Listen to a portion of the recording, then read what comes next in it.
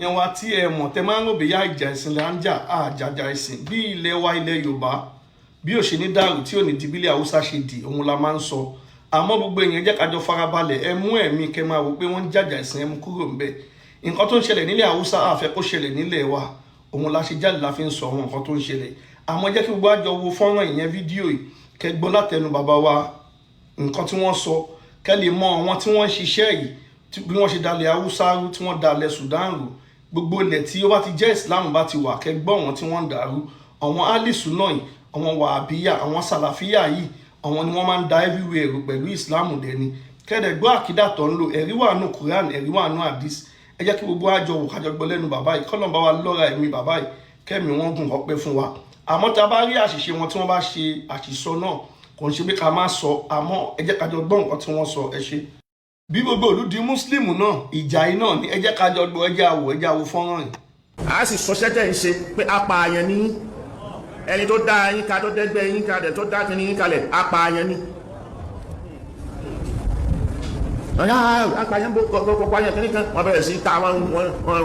máa tó wá kọ̀ fáwọn ẹni sìn ìyá sì ka nǹkan tí wọ́n fi ń pààyàn a sọ bí tí wọ́n ti pààyàn àtàwọn èèyàn tí wọ́n pa ṣé kèfèrí wà mọ́ ní Saudi tàbí ní Hijaz ìjọ náà kò sí kèfèrí mọ́ mùsùlùmí gbogbo àwọn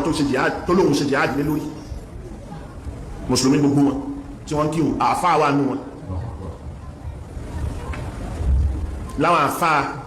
mẹ́sàbí tí wọ́n wà lórí mẹ́sàbí Hanabila tí wọ́n jẹ́ kùdọ́ tí ń jọ náà ní Abdul Hijaz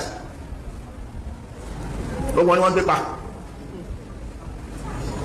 lórí kíni torí wọn àtẹ̀lé wọn sì fẹ́ dájọba kalẹ̀ ìjọba òun ló wà ń bẹ̀ ní ìsìn tí wọ́n ń lò ẹ̀rọ bẹ̀rẹ̀ sí bayé jẹ́ so ẹ̀wọ̀n là ń sọ fáwọn tí wọ́n láwọn fẹ́ ya Yorùbá fẹ́ ya ẹ múra ẹ rí ibi ẹ̀yin tẹ́ bẹ̀rẹ̀ ogun yẹn kọ́ lẹ fẹ́ parí ẹ lè rẹ́yìn débi tẹ́ ròyìn ogun torí pé yóò bú yẹ́kẹ́yẹ́kẹ́ ní àwọn kan ti dúró tí wọ́n ń wò yìí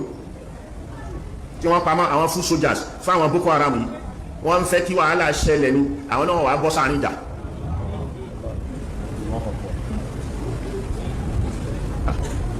ẹ wo ẹ̀yìn kí lórúkọ ẹ̀ Súríà àwọn kan ní wọ́n dìde ní wọ́n sọ pé ìjọba tó ń bẹ àwọn òfẹ́ wọ́n ṣàbòsí fáwọn akẹni kankankan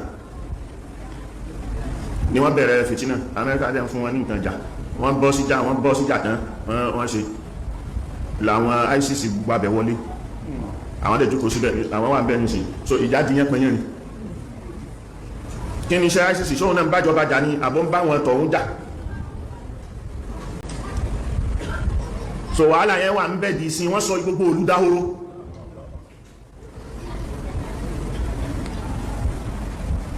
tí wọ́n bá jìnà tẹ́ ìbámọ̀ yẹn ẹ wo Libya tó sí bí Gaddafi ni ò dá ọyá ilé ẹsẹ̀ kìíní wọ́n dẹ̀ dìde wọ́n ṣe sáwọ́rà wọ́n lè sáwọn tó lé yẹn ni wọ́n wà ń bẹ̀ ní ìsìn àbáwọn ICC iswa wọ́n ti wọ́bẹ̀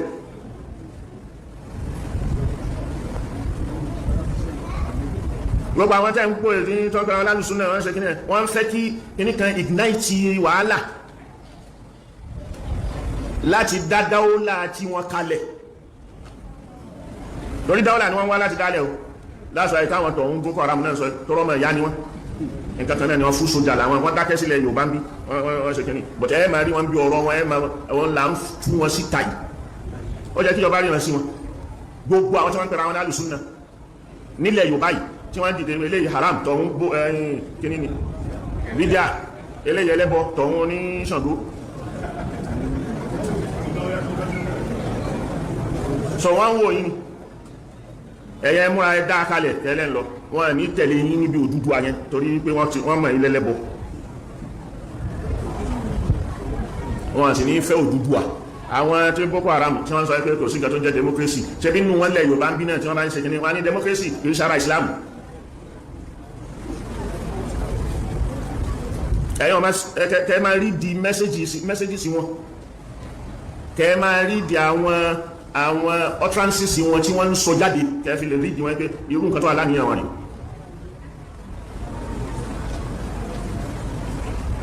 ẹjọ́ tí Muhammad Abdul Wahab dìde òun àti Muhammad bin Saud wọ́n yìí lọ ní muahada ni orí nǹkan tá ń ṣe yìí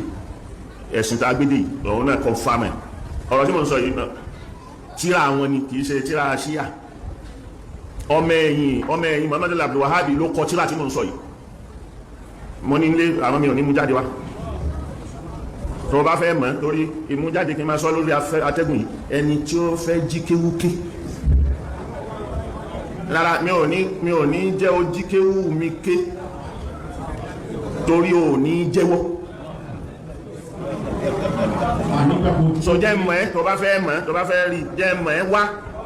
àwọn pààyàn bí i jíyà iná yẹn bí i ṣe kí ní kankan fún yàn lọ́wọ́ rẹ́dì lọ́wọ́ mọ̀ ẹ̀kọ́ fẹ́ kẹ́kọ̀ọ́ máa mẹ́ta ókè ó ti dọmọ kí ó ti gba ẹ̀kọ́ dọmọ kí ma wá fi hàn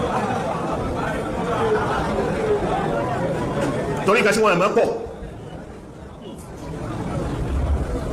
èyàn rí ariwo kan kọ́kàn máa rúfì yìí kó sì máa tẹ̀lé ariwo yẹn láì kò ní mọ̀ di ibi táriwo ti ń wá kí ló fa ariwo sọ ma gbọ́ láfíkà kan alùsùnà wọn láwọn ẹlẹ̀ mọ́ súnà súnà yẹn lọ́pọ̀lọpọ̀ fi ń bo ọ̀pọ̀lọpọ̀ lójú lọ́pọ̀lọpọ̀ ń tẹ̀lé ariwo wípé àwọn ní súnà rí wọ́lálùkọ́ gbogbo wa yìí oní súnà gbogbo apáká lórí súnà gbogbo àwọn oṣèwà dé náà pẹ̀lú àwọn ní àmì súnà rí Boko Haram nínú àpàyàn ni wọ́n dídí Boko Haram tààrà. والتي قامت على بناء العقيدة في ضوء إحيائها لمدرسة أحمد بن تيمية. Ọlọ́run fẹ́ dá nùsùsù káwọn máa lo ráàyí lórí mazhabi Ahmad bin Hanbal ìyẹn náà wọ́n fi imam mazhab bin Hanbal wọ́n fi bójú ni imam Ahmad bin Hanbal ìlú ráàyí àwọn ń pè àwọn kan nù mazhabi Hanabila ní Hashwiyya